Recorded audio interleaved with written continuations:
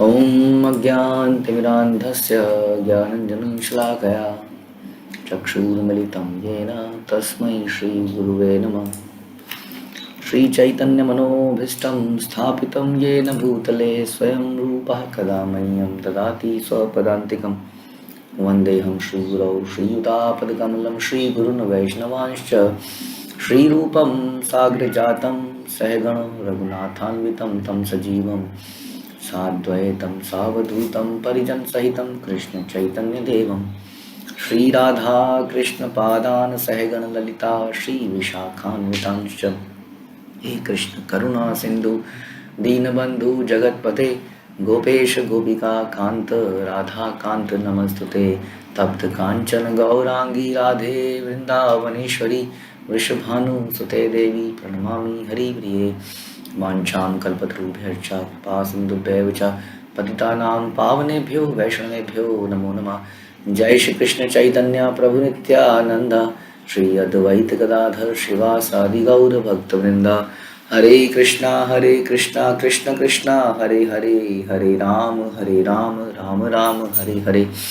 नमो विष्णुपादाय कृष्णप्रेष्ठाय भूतले श्रीमते भक्तिवेदांत स्वामिन्निति नामिने। नमस्ते सारस्वते देवे गौरवाणी प्रचारिणे निर्विशेष शून्यवादी पाश्चात्य देश तारिणे। ओम नमो भगवते वासुदेवाय, ओम नमो भगवते वासुदेवाय, ओम नमो भगवते वासुदेवाय। श्रीमद् भागवतम चौथा कैंटो 29वां अध्याय। नारद मुनि और प्राचीन बनी के आपस में बातचीत। श्लोक संख्या 53। हे राजा, उस हिरन की खोज करो जो एक सुंदर उद्यान में अपनी पत्नी सहित घास चरने में मस्त है। वह हिरन अपने कार्य में अत्यधिक अनुरक्त है और उस उद्यान के भवनों के मधुर गुंजार का आनंद ले रहा है। उसकी स्थिति को समझने का प्रयास करो। उसे इसका पता ही नहीं कि उसके सामने भेड़िया है जो अन्यों के मांस को खाकर अपना पेट पालन करता है। हिरन के पीछे शिकारी है जो तीक्ष्ण बाणों से भेदने के लिए उद्यत है। इस प्रकार हिरन की मृत्यु सन्निकट है। इसको हमने पढ़ा और ऐसी ही कथा हम सुनते हैं जो कि बहुत ही फेमस है भारतवर्ष में, गजेंद्र मोक्ष। और लोग गजेंद्र मोक्ष की स्तुतियों को गाते हैं, कई लोग हर मॉर्निंग में गाते हैं। और लेकिन ये स्तुतियाँ हमारे लिए कई बार कुछ संस्कृत के श्लोक बन जाते हैं जो कि हम अपने दिन को शुभ करने के लिए गाने लगते हैं।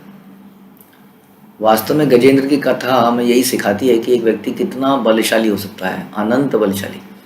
पूरे जंगल का वो राजा था, 100 हाथी उस हाथी से लड़ नहीं सकते थे, गजेंद्र से। शेर चीते सब उसके सर्वेंट थे। इतना बलशाली व्यक्ति है, अपने परिवार के साथ पिकनिक मनाने चलता है और पिकनिक मनाते हुए एक झील में घुस जाता है और पानी में आनंद लेता है अपने पूरे परिवार के साथ। उसको बिल्कुल मालूम नहीं है कि अगले सेकंड में क्या होने वाला है। और तभी एक घड़ियाल जो है उसका पैर को पकड़ लेता है और फिर घमासान युद्ध काफ़ी समय तक चलता है। इधर से हाथी खींच रहा है, उधर से वो खींच रहा है, लेकिन हाथी धीरे धीरे कमज़ोर होता जाता है क्योंकि पानी जो है उसकी नेचुरल जगह नहीं है। जैसे कि जीवात्मा इस संसार में लड़ते लड़ते हार जाता है क्योंकि ये हमारी नेचुरल जगह नहीं है ना। आत्मा की ये जगह ही नहीं है वास्तव में। ये तो मटेरियल वर्ल्ड है जो कि मैटर से बनता है और हम स्पिरिचुअल एंटिटी हैं, हमें स्पिरिचुअल जगत में होना चाहिए। वहाँ पर हमारी कोई ताकत है, हमारी कोई ताकत नहीं है वास्तव में। जैसे पानी में गजेंद्र की कोई ताकत नहीं थी और अल्टीमेटली मगरमच्छ पानी का ही जीव था। वो अत्यंत पीड़ा उसको पहुँचाता है, उसको निकलने नहीं देता वहाँ से। जैसे संसार में माया हमें निकलने नहीं देती। तो ये जो कथाएं हैं ये हमें ये सिखाती हैं कि हम लोग बहुत ही आनंद एंजॉय कर रहे होते हैं लाइफ में अपना परिवार के साथ। हमें परिवार के साथ रहना अच्छा लगता है। जब हम अपने बच्चों को देखते हैं तो हृदय को शांति मिलती है। और बट अचानक से वो एकदम से सब समाप्त हो जाता है। तो इस तरह से ये हिरण है जो घास चर रहा है, बहुत बढ़िया, उसको आनंद आ रहा है, भंवरे गाना गा रहे हैं और अचानक से, ऐसी संसार में भी हम ऐसे देखते हैं, अचानक से मृत्यु इतना भयंकर वार करती है कि हम खड़े रह जाते हैं, समझ नहीं आता ये क्या हो गया अचानक से। ऐसा तो हमने नहीं सोचा था, ये तो हमने नहीं प्लान किया था, हमारी प्लानिंग तो कुछ और थी। तो ऐसे ही समझाने की कोशिश कर रहे हैं हमको। तो इन स्तुतियों को जब हम गाते हैं तो चिंतन करना चाहिए कि क्या इन स्तुतियों से हमें सीखने को मिलता है वास्तव में। हाँ, ये बड़ा इंपॉर्टेंट है। एक कहानी की तरह नहीं, एक कहानी हमने बोली। हे राजा, स्त्री उस पुष्प के समान है जो प्रारंभ में अत्यंत आकर्षक एवं अंत में अत्यंत घृणित हो जाता है। हाँ, यहाँ पर स्त्री पुरुष जब भी बोला जाए तो पहले तो स्त्री के लिए पुरुष और पुरुष के लिए स्त्री समझा जा सकता है। दूसरा, जब हम स्त्री बोलते हैं तो हम ऐसे लोगों को के लिए बोल रहे हैं जो, या पुरुष बोल रहे हैं जो सेंस ग्रेटिफाई करते हैं, जो इंद्रिय तृप्ति के लिए रहते हैं। जो वैष्णव है उनका चर्चा नहीं हो रही, जिनके जीवन में त्याग समर्पण ही सब कुछ है, जो शरीर के आधार पर जीते नहीं है। हाँ, तो बाकी जो भी लोग हैं जो शरीर के हिसाब से जीते हैं, इंद्रिय तृप्ति के लिए जीते हैं, वह स्त्री उस पुष्प के समान है जो बहुत आकर्षक लगती है। एक फूल को हम तोड़ते हैं तो कितना सुंदर लगता है तोड़ लिया जाए, और तोड़ने के थोड़ी देर बाद क्या हो जाता है, एकदम से उसके पत्ते वत्ते सब मुड़ जाते हैं, बिल्कुल बेकार लगता है ना। भगवान को ऐसे फूल चढ़ाए नहीं जाते हैं इसलिए अक्सर, क्योंकि वो शुरू में अच्छे लगते हैं और 1 घंटे के अंदर वो इतने बुरे लगने लगते हैं भगवान के ऊपर। हाँ, तो अत्यंत घृणित हो जाता है। सुंदर से सुंदर व्यक्ति भी जब उसके ज्वर आता है या बीमारी आती हैं, और जब उसको बुढ़ापा आता है तो वो कुरूप हो जाता है एकदम। और ख़ास तौर पे आप देखेंगे कि जो व्यक्ति के अंदर आध्यात्मिकता नहीं है उसका तो वो तो बिल्कुल कुरूप हो जाता है। लेकिन जिसके अंदर आध्यात्मिकता है उसके चेहरे पर एक अलग ही मुस्कान दिखती है। जीव स्त्री से कामेच्छाओं के कारण फंसता है। तो जैसा कि हमने देखा कि गजेंद्र जैसा शक्तिशाली व्यक्ति फंस गया। क्यों फंस गया? वो परिवार के साथ एंजॉय करने के चक्कर में, लेकिन तो बहुत ताकतवर था। तो हमने देखा इतिहास में बहुत ताकतवर व्यक्ति आए, लेकिन किसी स्त्री के चक्कर में कहीं ना कहीं वो मारे गए। पुराने ज़माने में जब युद्ध होते थे तो जानबूझ के क्या करते थे ये लोग, इन लोगों ने कुछ विष कन्याएं बनाते थे, हाँ, जो कि दूसरे राजा के साथ किसी तरह से कुछ संबंध बना के उनको इस प्रकार से कुछ करती थी कि वो मर जाते थे। ऐसे ही बहुत प्रचलन थे पहले ज़माने में, क्योंकि एक ऐसी कमज़ोरी है जिससे हर कोई टूट जाता है। हाँ, तो इतना शक्तिशाली वैसे पुरुष है, लेकिन पुरुष एक स्त्री के हाथ का खिलौना बन जाता है इस कारण से। तो जीव जो है स्त्री से कामेच्छाओं के कारण फंसता है, और वह उसी प्रकार संभोग सुख प्राप्त करता है जिस पर फूलों की सुगंध का भोग किया जाता है। इस प्रकार वह जिव्या से लेकर शिश्न तक इंद्रिय तृप्ति का जीवन बिताता है, और इस प्रकार जीव अपने को गृहस्थ जीवन में अत्यंत सुखी मानता है। But this is very momentary. हम जानते हैं दिस इज़ लाइक, अक्सर बोलते थे प्रभुपाद भी कि जैसे कि एक ऊंट है, कैमल, वो रेगिस्तान में कुछ झाड़ियाँ खाता है, झाड़ियाँ ही होती है वहाँ पर, कांटे इत्यादि। जब उनको खाता है तो वो उसके जीभ को छील देती है, गालों को छील देती हैं, उससे खून निकलता है, और कैमल को ऐसा लगता है कि कितनी बढ़िया झाड़ी है, नमकीन टेस्ट भी साथ में आ रहा है, और वो चबाता रहता है उसको आनंद में। उसको मार इतना, एक्चुअली कैमल और ये जो ऊँट और गधा है ये तमोगुणी जीव माने जाते हैं, बहुत ही एकदम मूर्ख एक किस्म के। इसलिए हमने डिस्कस किया था पहले भी कि संसार में एकदम या तो मूर्ख व्यक्ति सुखी रहता है, या एकदम इंद्रिय जो भगवान का भक्त है, आध्यात्मिकता पे है, उसको वो सुख होता है। बीच के सभी लोग दुखी होते हैं। तो ये ऊँट बिल्कुल नीचे की योनि में है, जिसको मालूम ही नहीं चल रहा है कि वो अपना ही खून पी रहा है। इसी तरह से संसार में जब हम एंजॉय करने का प्रयास करते हैं तो वास्तव में अपने शरीर को गला रहे होते हैं। बट आजकल के साइंटिस्ट ऐसा बोलते हैं कि there is no problem in this, इस प्रकार से इंद्रिय तृप्ति करने में कोई दिक्कत नहीं है। हाँ, ये तो शरीर के कुछ द्रव्य हैं जो फिर से विकसित हो जाते हैं, डेवलप हो जाते हैं थोड़ी देर में। लेकिन हमें आयुर्वेद और इत्यादि शास्त्र बताते हैं कि शरीर के द्रव्यों को कितना ऊर्ध्व रेता, शास्त्र में बताया गया कि जो पुरुष अपना इस प्रकार से शारीरिक शक्ति को संभाल के रखता है, उसका क्या होता है, उसका जो उसका ऊर्ध्व रेता, उसके वो जो द्रव्य हैं वो ऊपर की तरफ जाते हैं, ऐसा बताया गया। रीढ़ की हड्डी के पीछे जो स्पाइनल कॉर्ड, इससे ऐसा बताया जाता है ऊपर को जाते हैं और ब्रेन को नरिश करते हैं, जिससे कि वो स्पिरिचुअल मैटर्स को समझने की शक्ति प्राप्त करता है। ऐसा हमारे आयुर्वेद बताते हैं। इसीलिए आजकल स्पिरिचुअल मैटर्स को समझाना बड़ा मुश्किल होता जा रहा है। हाँ, क्योंकि कोई भी ऊपर की तरफ नहीं, नीचे की तरफ द्रव्य जाते हैं, हम उसको रिलीज करते हैं अननेसेसरली इंजॉयमेंट के लिए। हम्म? पुरुष है, स्त्रियां हैं, इसलिए उनकी बुद्धि इतनी शार्प नहीं होती कि वो स्पिरिचुअल मैटर्स को समझ पाए। हम्म इस प्रकार से हम अपना और ये तो खैर स्पिरिचुअल मैटर को समझे, शारीरिक रोग बड़ी जल्दी लगने लगते हैं, बहुत सारे रोग लगने लगते हैं, क्योंकि हमें कभी भी हम जीवन को इस तरह से नहीं बिताते। अगर जीवन संयम का बिताते हैं हम लोग, तो हमारी हेल्थ भी सही रहती है। और आप जानते हैं आजकल के हिसाब से भी हेल्थ इज़ वेल्थ। आपकी हेल्थ नहीं है तो आप कुछ भी इंजॉय तक नहीं कर सकते हैं, खाने को भी नहीं हमसे। तो इसलिए हम लोग ऊँट की तरह अपना ही खून पी रहे हैं और उससे हमारा बड़ा नुकसान हो रहा है। लेकिन बता रहे हैं कि इस प्रकार जीव्या से लेकर शेषन तक इंद्रिय तृप्ति का जीवन बिताता है और ग्रस्त जीवन में अपने आप को बहुत सुखी मानता है। हाँ, तो बहुत सुखी हम मानते हैं, जैसे कि हमने सुना गजेंद्र की कथा। लेकिन अचानक से फिर हमारे ऊपर भयंकर दुख आते हैं, बीमारियां आती हैं, रोग आते हैं, फिर हमारे अपने जिनके साथ हम एंजॉय करते थे वो हमें छोड़ने लगते हैं, क्योंकि हम उनके ऊपर बोझ बन जाते हैं थोड़े दिनों में। और उनको भी यही सिखाया गया होता है कि हम बचपन से एंजॉय करना ही पर्पस है, इसलिए हम उनकी एंजॉयमेंट में बहुत बड़ी बाधा बन जाते हैं। अपनी स्त्री के साथ वह ऐसे विचारों में मग्न रहता है, वह अपनी पत्नी और बच्चों की बातें सुनने में आनंद का अनुभव करता है, जैसे कि पुरंजन की पूरी स्टोरी में हमने सुना। उसको बड़ा अच्छा लगता है जब तुतलाई भाषा में कुछ बच्चे बोलते हैं, और इस प्रकार से बहुत अच्छा लगता है उसको। इसी तरह से वो आसक्त हो जाता है, जो उन भौरों की मधुर गुंजार के तुल्य रहती हैं, जो प्रत्येक फूल से मधु एकत्र करते रहते हैं। वह भूल जाता है कि उसके समक्ष काल खड़ा है। उसे ना तो अपना आयु क्षय दिखता है और ना उसे यमराज की परवाह रहती है। उसको समझ नहीं आता कि एक एक एवरी मूवमेंट उसकी लाइफ कम हो रही है। इस प्रकार से वो इन बातों के प्रति बिल्कुल अनभिज्ञ रहता है। वो लगता है कि ये जिंदगी यूं ही चलती रहे, ऐसी ही जिंदगी चलती रहे, हम लोग आपस में इस प्रकार से एंजॉय करते रहें, घूमते रहें, फिरते रहें, खाते रहें।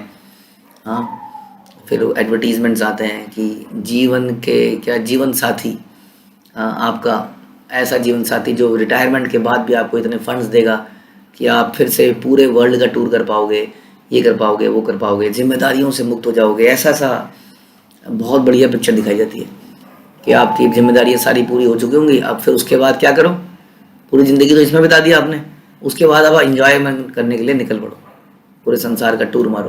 तो इस प्रकार से पूरा ज़िंदगी ऐसी बीत जाती है उसकी, यमराज की परवाही नहीं रहती उसे। तुम इसे समझने का प्रयास करो हे प्राचीन भरी, तुम अत्यंत शोचनीय स्थिति में हो और चारों ओर से संकट से घिरे हो। ये समस्या है, कोई हमें ये बताने को तैयार नहीं है, कोई गुरु भी ये बताने को तैयार नहीं आजकल कि तुम संकट में हो। हाँ, एक बार हमने बताया था, एक व्यक्ति था, ये तो सच्ची घटना है, हम एक डिस्कवर योर सेल्फ एक कोर्स करते थे 6-7 दिन का, जिसमें कि 6-7 दिन में हम पूरी समरी बता देते थे आदमी को कि जीव कौन है, भगवान कौन है, क्यों संसार में आया है, करना क्या है, समरी।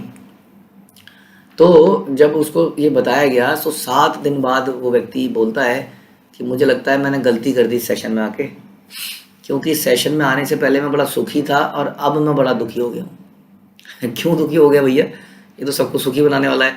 अब सोचने लगा है ना, पहले सोच ही नहीं रहा था तो सुखी था, अब सोच रहा है कि हाँ बात तो सही कह रहे हैं, तो बड़ी संकट, अब उसके दिमाग में टेंशन हो गई है, मैंने जीवन बर्बाद कर दिया, ये मैं कर क्या रहा हूँ, कैसे होगा। तो दिक्कत ये है कि इंसान इतना मूर्ख हो गया है उस गधे और उस ऊँट की तरह कि वो सोच भी नहीं रहा है कि उसकी क्या स्थिति है। हाँ, जैसे हमने एक बार कथा बताई थी कि एक आदमी है जो एक पेड़ की डाल पे चढ़ा है और उस पेड़ की डाल के ऊपर एक मधुमक्खियों का छत्ता है जिसमें से कि एक एक बूंद शहद की टपक रही है। अब उसको टपक रही है तो उसने मुंह खोल रखा है ऐसा अपना, और उसके मुंह में वो टपक रही है एक एक करके। वो पेड़ में क्यों है, क्योंकि पेड़ के नीचे एक चीता उसका इंतज़ार कर रहा है या शेर उसका इंतज़ार कर रहा है, हाँ, कि कब ये नीचे गिरेगा या कभी तो थकेगा।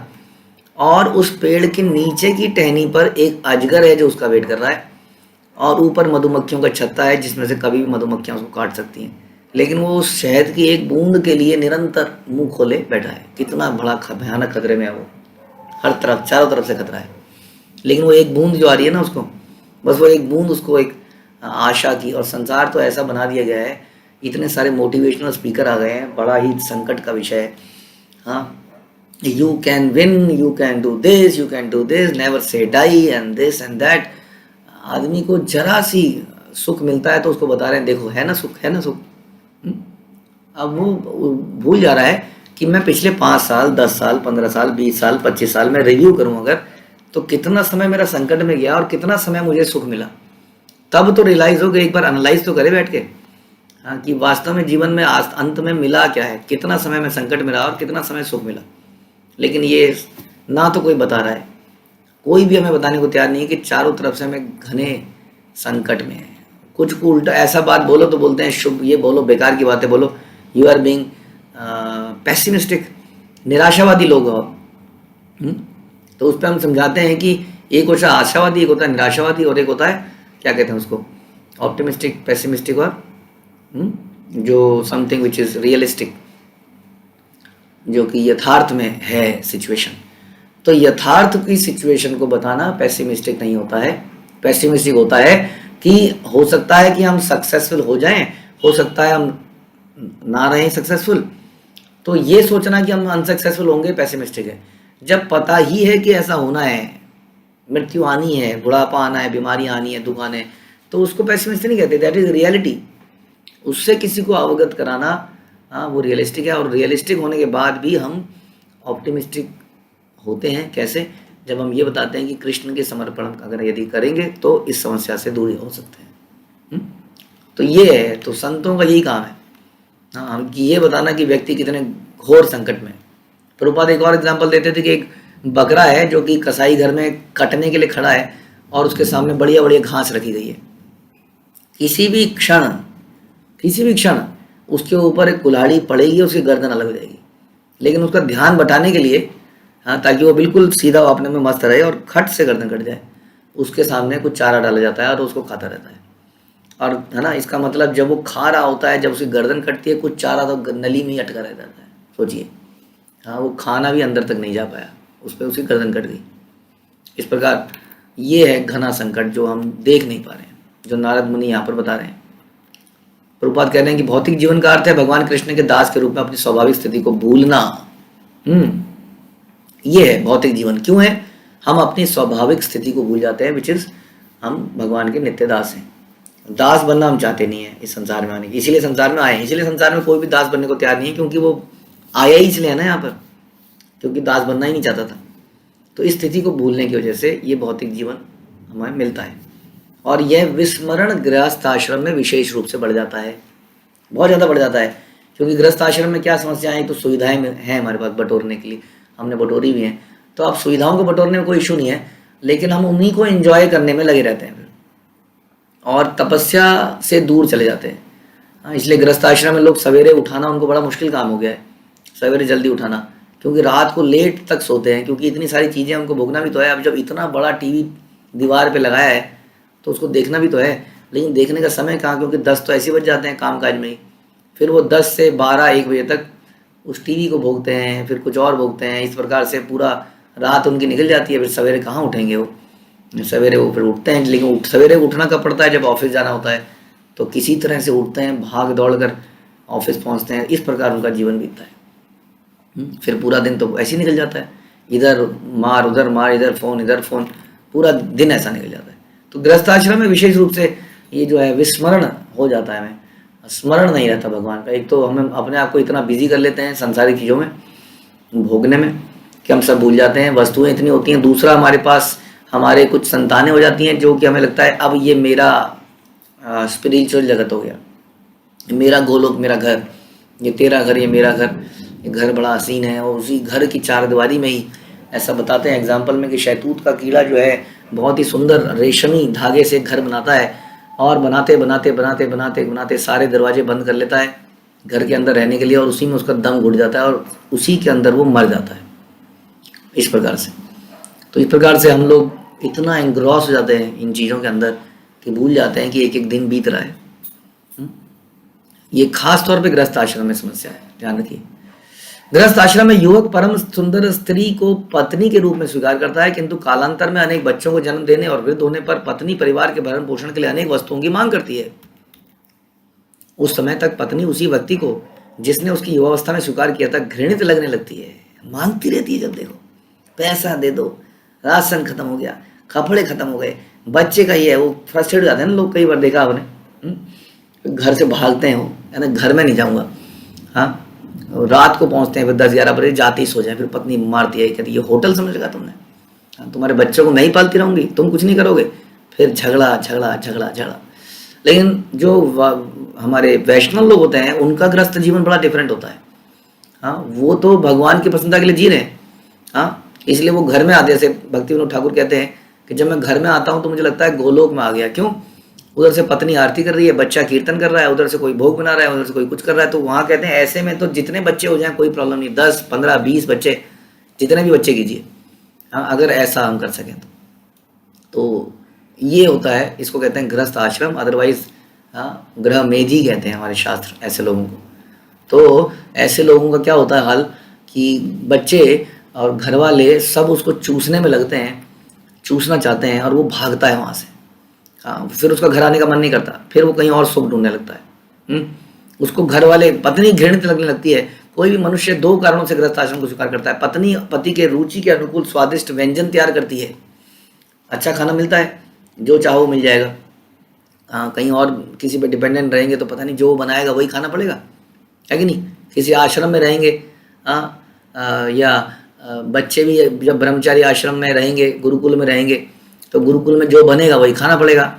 अब घर में तो वो डिमांड करेगा, आज मुझे पिज़्ज़ा चाहिए, आज मुझे बर्गर चाहिए, आज मेरे को मटर पनीर चाहिए, आज मुझे ये चाहिए, तो माँ बनाती रहेगी।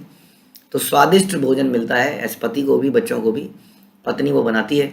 एक तो इसलिए गृहस्थ आश्रम बहुत अच्छा लगता है सबको। और रात्रि में उसे काम सुख प्रदान करती है। हाँ, और पत्नी की अपनी ज़रूरतें पूरी होती हैं, जो उसकी इच्छाएं हैं, क्योंकि हर व्यक्ति इच्छा की प्राप्ति के लिए कर रहा है। अगर ऐसा तो ज़माना नहीं रहा पार्वती का, हाँ, देवहूति का, जिन्होंने ऐसे लोगों को उससे शादी करी जो बिल्कुल हमेशा तपस्या में लगे रहते थे। शिव जी हमेशा ही तपस्या में, ना तो घर ना बाहर। हाँ, वैसे ही करदम मुनि, और वो देवहूति जो कि राजा स्वयंभू की बेटी थी, और पार्वती, हाँ, हिमालय पुत्री, कितना ऑपुलेंट जीवन उनका। उन्होंने ऐसे पतियों को स्वीकार किया। तो ऐसा तो नहीं है। इसलिए क्या है कि अगर वो खाना बनाती है, अगर वो काम सुख देती है, तो बदले में उसकी भी तो कुछ इच्छाएं होंगी होंगी, वो भी तो चाहेगी उसकी इच्छाएं पूरी करी जाए। तो जैसा कि हम कहते हैं कि देवी देवताओं की पूजा एक बिजनेस है, उसी तरह से ये पारिवारिक रिश्ते एक बिजनेस बन जाते हैं, जिसमें प्रभुपाद कहते थे तुम मेरी पीठ को खुजलाओ और मैं तुम्हारी पीठ को खुजलाऊंगा, क्योंकि मैं अपनी पीठ खुजला नहीं पाऊंगा। तो इस प्रकार से आइए आपस में सहयोग करें इंद्रिय तृप्ति के लिए। तो इसमें क्या होता है, जब भी इसमें रुकावट आती है तो क्या होता है हमने सुना है, ध्यायते विषयान पुंसा संगस्ते उपजायते संगात उपजायते काम काम क्रोध अभिजायते। जब काम की पूर्ति नहीं होती है तो क्रोध आता है जबरदस्त, और घरों में लड़ाइयाँ शुरू हो जाती है। क्योंकि वो सब लोग एक साथ इकट्ठे इसलिए हुए थे ताकि दे कैन एंजॉय, और जब उस एंजॉयमेंट में कोई सी भी रुकावट आती है, किसी भी कारण से सपने टूटते हुए दिखते हैं, तो भाई भाई को लात मारता है, घूंसा मारता है, गोली मार देता है प्रॉपर्टी के लिए, गोली। हाँ, क्या नहीं हो जाता। बाप के ऊपर हाथ छोड़ देते हैं कि बुढ़े, हाँ, कब मरेगा और कब प्रॉपर्टी मेरे नाम करेगा, और पता नहीं क्या क्या। ये तो रियल हो रहा है ना हमारे आसपास। और जो परिवार हमने इतने प्रेम से जोड़ा था उसको याद आते हैं वो दिन, कैसे मैंने इसके डायपर बदले थे, कैसे मैंने इसको हाथ, आज ये मेरे ऊपर हाथ छोड़ रहा है। फिर वो रोता है ज़बरदस्त तरीके से, और ऐसे ही रोते रोते मर जाता है। तो ये सच्चाई है जो हम आसपास देख सकते हैं। इट्स नॉट, अगर आप लोग अखबार पढ़ते हैं तो ये हर दूसरे दिन की कहानी इधर उधर दिखी जाएगी आप। तो इन 2 सुखों की वजह से वो गृहस्थ जीवन में आता है। पत्नी की बातें परिवार को विनोद करने वाली होती हैं, तथा बच्चों की बातें जीव को आकृष्ट करती हैं। इस प्रकार वह भूल जाता है कि उसे एक दिन मरना है और अनुकूल शरीर में प्रवेश पाने के लिए अगले जीवन की तैयारी करनी है। एक इल्यूजन क्रिएट होता है उसके अराउंड, एक ऐसा जगत जो उसको ये बुला देता है कि जीवन का पर्पस क्या है। उद्यान में स्थित हिरण अन्योक्ति के रूप में प्रयुक्त है, जिससे नारद मुनि राजा को बताना चाहते हैं कि राजा स्वयं इसी प्रकार की परिस्थितियों से घिरा हुआ है। वास्तव में प्रत्येक प्राणी की ऐसी स्थिति है।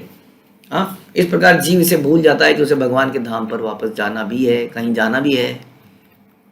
वह केवल पारिवारिक जीवन में उलझा रहता है। इसलिए प्रहलाद महाराज ने इंगित किया कि गृहस्थ जीवन अंधकूप के सदृश है, लाइक डार्क वेल एक कुआं जिसमें कुछ नहीं दिख रहा है और उसमें वो नीचे गिर चुका है, हाँ, जिसमें गिरकर असहाय होकर वह मर जाता है।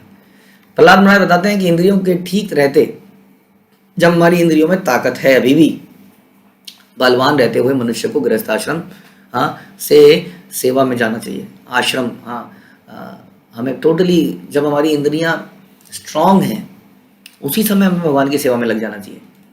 और वृंदावन जाकर रिटायरमेंट एक समय ऐसा भी आता है, जैसे प्रभुपाद ने तो अक्सर बोला है कि, ऐसा प्रभुपाद का कुछ दिन पहले कोट भी हमने पढ़ा कि आपको यंग एज में वृंदावन नहीं सेटल होना चाहिए। अभी लगभग 15-20 दिन पहले प्रभुपाद का लेटर में से कोट आया था, गोपाल कृष्ण गोस्वामी महाराज परम पूज्य, उनको ये लेटर में लिखा, इट इज़ नॉट गुड कि somebody settles in Vrindavan at the young age, because the young age is for preaching service.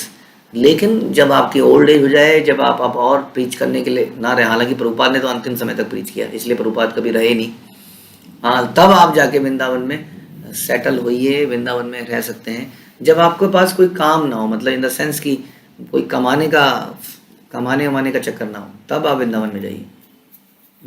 इस प्रकार का बताया। तो बता रहे हैं कि गृहस्थ आश्रम में, लेकिन आप प्रभुपाद के जो ये जो हम देखते हैं परिवार, इसमें तो गृहस्थ आश्रम में हमने देखा है कि लोग गृहस्थ आश्रम में ही टोटली अपने आप को सर्विस में लगा लेते हैं, इवन बिफोर संन्यास, इवन बिफोर वानप्रस्थ, टोटली। इसलिए हम अक्सर सुनते हैं कि जो हम लोग जो वर्णाश्रम पालन करते हैं उसको हम दैवीय वर्णाश्रम कहते हैं। This is not a normal वर्णाश्रम, हाँ, ये दैवीय वर्णाश्रम, दिव्य वर्णाश्रम है, जिसमें कि हर अवस्था में ही हम भगवान के लिए जीवन जीते हैं। ये ऐसा नहीं है कि पहले क्या अर्थ, पहले धर्म करो, फिर अर्थ करो, अर्थ कमाओ, फिर इंद्रिय तृप्ति करो, फिर त्याग दो। इसके हर आश्रम में हम लोग भगवान की सेवा में लगे रहते हैं। तो ऐसे गृहस्थ आश्रम प्रभुपाद के उसमें है, टोटली भगवान की सेवा में लगे हैं। वैदिक सभ्यता के अनुसार मनुष्य को एक आयु विशेष में कम से या ज़्यादा से ज़्यादा 50 कहते हैं, 50 वर्ष पर वानप्रस्थ ग्रहण करके अंत में संन्यास के रूप में अकेले रहना चाहिए। हाँ, तो संन्यास की अभी जनरली हम पढ़ते हैं चैतन्य चरितामृत में भी कि संन्यास के लिए तो बहुत रेस्ट्रिक्शंस हैं फिलहाल इस युग में। हाँ, तो इसलिए कम से कम वानप्रस्थ, यानी कि totally retired life and devoted to Krishna, यही वैदिक सभ्यता की संस्तुत विधि है, जिसे वर्णाश्रम धर्म कहते हैं। जब गृहस्थ जीवन को भोग कर कोई संन्यास ग्रहण करता है तो भगवान विष्णु प्रसन्न होते हैं। मनुष्य को अपने परिवार या सांसारिक जीवन में अपनी स्थिति को समझना चाहिए, उसे अपने जीव के स्वाद को पूरा करने तथा पत्नी के साथ संभोग करने में ही नहीं फंसे रहना चाहिए। ऐसा करने पर जीवन व्यर्थ हो जाता है, बहुत सारे रोग भी लगते हैं, वो हमें कष्ट देते हैं। वैदिक सभ्यता के अनुसार मनुष्य को एक आयु विशेष में परिवार को त्यागना ही पड़ता है। यदि आवश्यक हुआ तो बल का भी प्रयोग किया जाता है। दुर्भाग्यवश वैदिक जीवन के तथाकथित अनुयायी जीवन के अंतकाल तक अपना परिवार नहीं त्यागते। हाँ, परिवार नहीं त्यागते से मतलब हमेशा जब भी आए तो आप ये समझिए कि परिवार त्यागने का मतलब यहाँ पर है परिवार की इंजॉयमेंट को नहीं त्यागते। जैसे मैंने बताया कई सारे गृहस्थ हैं हमारे पास इस्कॉन के अंदर जो कि दीक्षा गुरु भी बने हैं। हाँ, दे आर लाइक गुरु, दीक्षा दे सकते हैं। एग्जॉल्टेड पर्सनैलिटीज़, हाँ, जिनकी वाइफ हैं वो भी टोटली सर्विस में लगी हैं, तो वो अपने परिवार में ही नहीं लगे हैं, मतलब वो सारे संसार के परिवार को कैसे पारिवारिक जीवन बिताया जाए उसको सिखा रहे हैं। लेकिन बता रहे हैं कि संसार में लोग त्यागते ही नहीं अंतकाल तक। अब उनको फिर भी बोला जब कर लो, ये कर लो, ये कर लो, तो कहते हैं समय नहीं है, अभी ये है, अभी वो है, बहुत बिजी हैं। जब तक मृत्यु उन्हें विवश नहीं करती तब तक परिवार को नहीं त्यागते। सामाजिक प्रणाली के आमूल परिवर्तन की आवश्यकता है और समाज को 4 वर्णों और आश्रम में वैदिक सिद्धांतों को फिर से ग्रहण करना चाहिए। ये बड़ा ज़रूरी है। अभी यह आश्रमों का पता ही नहीं है कि आश्रम चेंज भी होता है, गृहस्थ आश्रम के बाद भी कोई आश्रम है, हम जानते ही नहीं है ना। तो इसलिए ये समस्याएं हैं। तो प्रभुपाद कह रहे हैं कि शिक्षा देने की आवश्यकता है ताकि लोग इसको करें। हे राजा, तुम हिरण की अन्योक्ति को समझने का प्रयास करो, तुम अपने प्रति सचेत रहो और कर्म के द्वारा स्वर्गलोक जाने के श्रवण सुख को त्याग दो। ये जो कर्म कांड तुम कर रहे हो, इतनी पूजा पाठ, यहाँ पर ये पंडित जी, वहाँ पर वो पंडित जी, इसको त्याग दो, इस स्वर्ग जाने का चक्कर छोड़ दो। ये सब काम इसलिए करते हैं हम ताकि जीवन के कष्ट कम हो।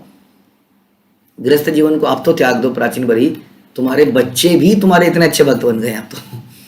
हाँ, प्राचीन बरी के जो बच्चे थे, हाँ, कैसे वो दिव्य पुरुष बन गए थे, हाँ, प्रचेतास। और कैसे वो कह रहे हैं कि जब तुम्हारे बच्चों को इतनी दिमाग आ गया, इतनी समझ आ गई है ना, तुम अभी भी पारिवारिक जीवन में घुसे हो। अब तो समझ जाओ, गृहस्थ जीवन को त्याग दो क्योंकि विषय भोगों से तथा ऐसी वस्तुओं की कथाओं से पूर्ण है। तो मुक्त जीवों की कृपा से श्री भगवान की शरण ग्रहण करो। हाँ, तुम्हें भक्तों की कृपा की आवश्यकता पड़ेगी इसके लिए। हाँ, उनका जीवन देखोगे तो तुम्हें ये प्रेरणा मिलेगी कि शायद मैं अपना जीवन व्यर्थ कर रहा हूँ। लेकिन तुम ऐसे भोगियों के बीच में रहोगे तो वो तो यही बताएंगे, आज ये आ गया है, आज ये आ रहा है, ये नई आइटम आई है, ये नया टीवी आया है, ये नया मोबाइल आया है, ये नया यहाँ पर नई कोई जगह आई है घूमने की, वगैरह वगैरह वगैरह। हाँ, तो उसमें हमारा ध्यान दिमाग फिर से वहीं चला जाएगा क्योंकि हमने पूरे जीवन और जन्म जन्मांतर तक वही किया है। तो it is very accustomed, we are accustomed कि हम लोग बड़ी नेचुरली कह सकते हैं विषयों की तरफ चले जाएं। देखिए, आप कई साल तक अगर भक्ति भी करेंगे फिर भी यदि आपको थोड़े समय के लिए किसी भोगी के साथ रख दिया जाए तो हम तुरंत वैसे ही बन जाएंगे क्योंकि हमें प्रैक्टिस है उसको बहुत करने की। बड़ी मुश्किल से हम उसको छोड़ के आए हैं, इसलिए बड़ा इंपॉर्टेंट है कि किसी तरह से टोटल रेस्ट्रेंट की लाइफ जी जाए काफ़ी समय तक, जब तक भक्ति से अटैचमेंट पैदा ना हो जाए भगवान से। जल्द गलती से भी अगर हम दोनों चीज़ें करते रहेंगे तो आगे नहीं बढ़ पाएंगे। तो रेस्ट्रेंट तो लगाना ही पड़ेगा क्योंकि हमें आदत हो चुकी है उस चीज़ की। तुम मुक्त जीवों की कृपा से भगवान की शरण ग्रहण करो, इस प्रकार इस संसार के प्रति अपनी आसक्ति का त्याग करो।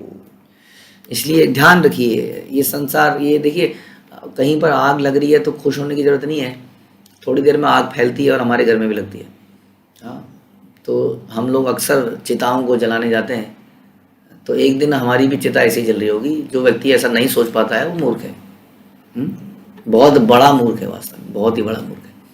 हाँ, बड़ी बड़ी कंपनियां हैं या वो हैं, जब देखती हैं कि अरे वो कंपनी बैंकरप्ट हो गई तो वो सोचती है मेरे को अपनी पॉलिसी बदलने की आवश्यकता है क्या।